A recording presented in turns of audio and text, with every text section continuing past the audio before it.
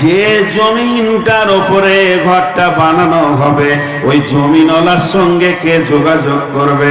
আল্লাহ, আমি তো ঘর বানাচ্ছি কয়েক কোটি টাকা দিয়ে, এই টাকাগুলো যে জমির ওপরে আমি ঢেলে দিব, এই জমিটা তুমি কতদিন রাখবে? কতদিন এই পৃথিবীটা থাকবে? না আমার ঘর বানানো হবে, পরের দিন ধ্বংস শুরু লীলা হবে। এটা তো আমি চাইছি না। সবারই কাছে গ্যারান্টি নিলাম, কেউ 70 বছর, 80 বছর, 100 বছর পর্যন্ত দিল, এরপরে গ্যারান্টি কেউ দিল না। আমি তো ঘরটা বানাবো জমিনের পিঠে, এই ঘরটা আমি আর কোথাও বানাবো না। তাহলে জমিটা কতদিন ঠিক থাকবে, নষ্ট হবে না, এটা আমাকে বলে দিন। এটা আমাকে বলে দেন, কে দিবে? ওয়ারেন্টিটা কে দিবে? কোন মৌলবি দিবে না মুফতি দেবে? ওয়ারেন্টিটা কে দিবে? কোন মুহাদ্দিস দেবেন না মাদানি দেবেন? ওয়ারেন্টিটা কে লিখে আনবে মাবুদের কাছ থেকে?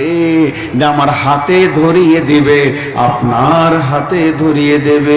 বন্ধুরে, এটা কোনো প্রসেসিং নাই, এটা কোনো রাস্তা নাই। তবে আমার নবী বলে গেছেন, তিনি ইসলামের দায়িত্বভার নিয়ে, কোরআনের প্রচারের দায়িত্বভার নিয়ে পৃথিবীতে এসেছিলেন। এই উম্মতের যিনি দায়িত্ব নিয়ে এসেছিলেন, তিনি বলে দিয়েছেন, উম্মত রে, তুমি এই পৃথিবীতে কতদিন থাকবে? উম্মত রে, তুমি যে ঘর বানাবে তো কতদিন থাকবে?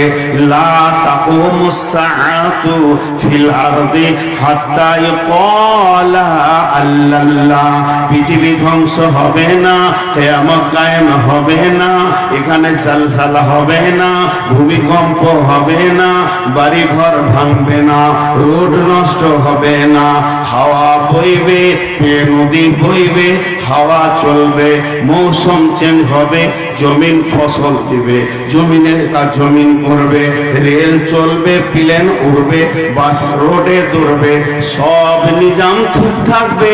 সূর্য উঠবে ডুববে, চাঁদ উঠবে ডুববে, এতদিন সব ঠিক থাকবে। কতদিন? বিশ্বনবী বলছেন, যখন এই মাটিতে একটা আল্লাহওয়ালা থাকবে।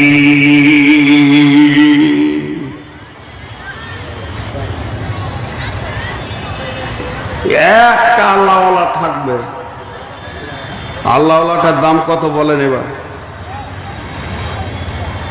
ওই আল্লাহওয়ালাটার দাম কত? একটা খালেস নিয়তে। আজকে মহিষপুর মাদ্রাসার এত খরচা কেন?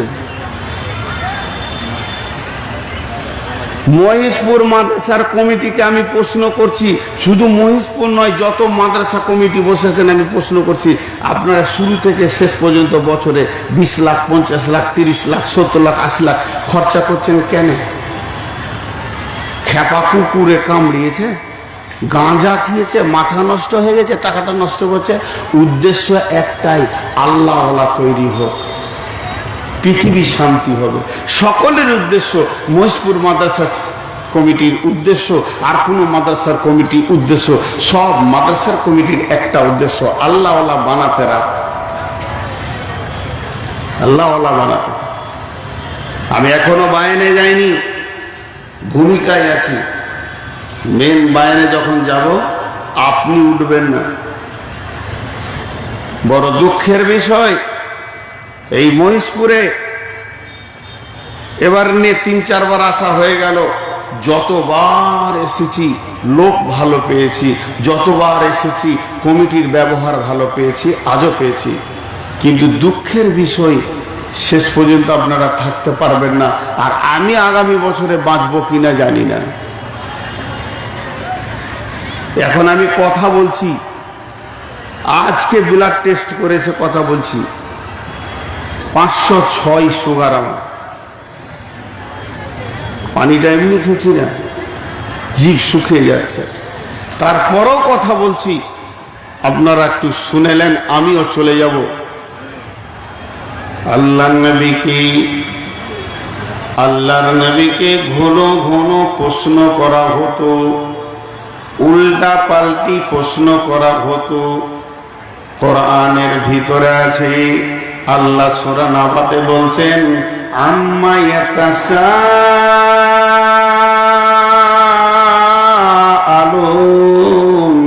আনিন নাবাইল আযীম আল্লাযী হুম ফীহি মুখতালিফুন।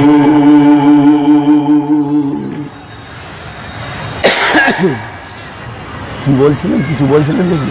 একজন মেয়ে 7 ভরি সোনা হারাই গেছে, একটা পাস ছিল, ও পাসটা হারিয়ে আচ্ছা, বলে দিছি। এগুলো বলতে হবে, কিন্তু খাবারের জায়গার বলি না।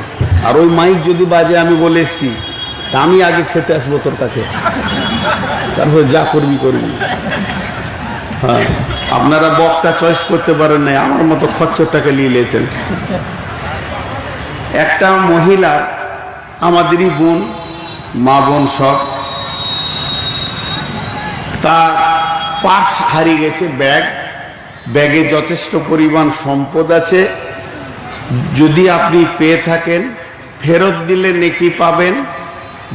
তার ব্যাগে যথেষ্ট পরিমাণে সম্পদ আছে, যদি আপনি পেয়ে থাকেন, ফেরত দিলে নেকি পাবেন।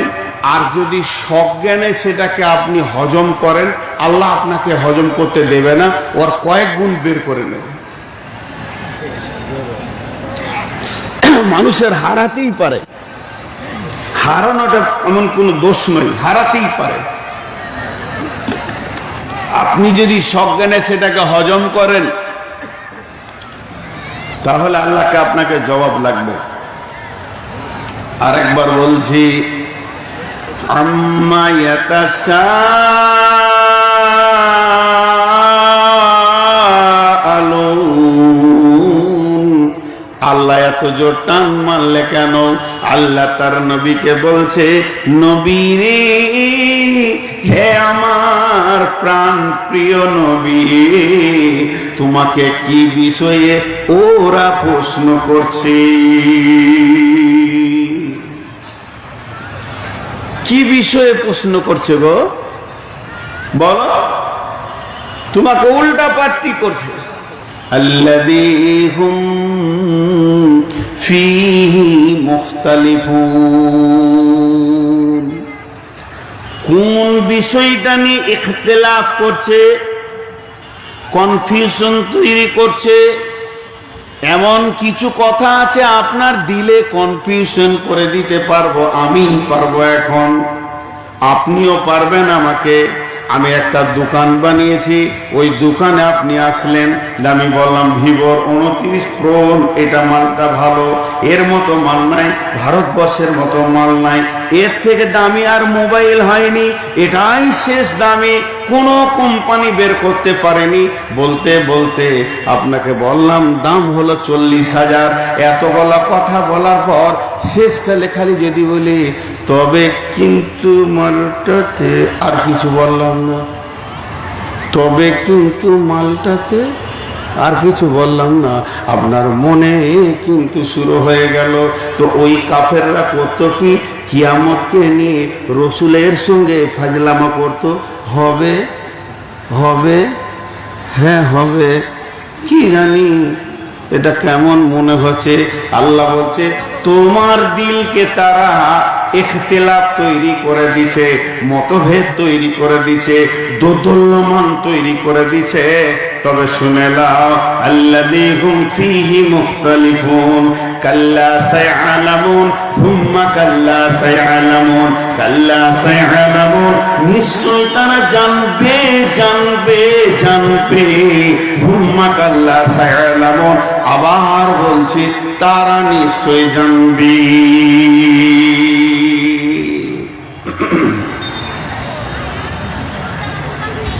তুই এখানে কেন? চল চল চল, সামনে থেকে যা। বোরখা পরে একবার চলে এসে হুজুরের কাছে,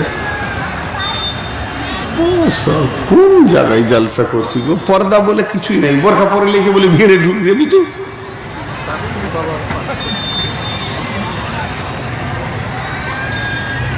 হায় আমার আফসোস। সবাই একবার বলেন আলহামদুলিল্লাহ। কই সবাই বলেননি? সবাই বলেন আলহামদুলিল্লাহ, এবার ভালো লাগছে। কিন্তু এই কটাকে বসাতে বললাম না। ওরা মানুষ না গরু, না ঘোড়া, না গাধা, না তার থেকেও নিকৃষ্ট কোনো মাল। আহা, এরা বসলো না। চামড়া যে কত মোটা!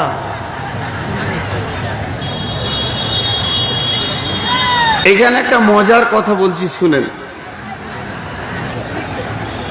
আল্লাহ তাবারাক ওয়া তাআলা বলছেন, রাসূলুল্লাহ সাল্লাল্লাহু আলাইহি ওয়াসাল্লাম বলছেন হাদিসের মধ্যে, যা হিবর ফাসাআলা রাসূলুল্লাহ সাল্লাল্লাহু আলাইহি ওয়াসাল্লাম। হিবর মানে হচ্ছে একটা পাদ্রী, পাদ্রী পোপ, পাদ্রী পোপ, পাদ্রী পোপ। মুসলমানদের যেমন মৌলানা, হিন্দুদের যেমন ব্রাহ্মণ, আর এই রকম হলো খ্রিস্টান।